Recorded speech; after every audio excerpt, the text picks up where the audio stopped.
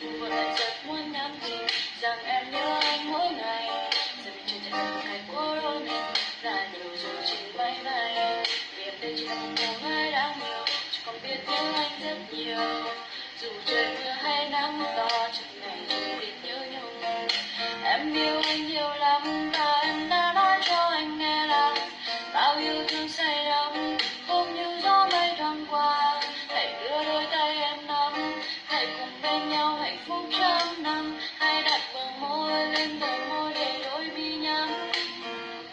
Người con trai mà em nhớ mong là một chàng trai hiền lành dễ thương. Lần đầu tiên gặp nhau anh đã cho em về đường.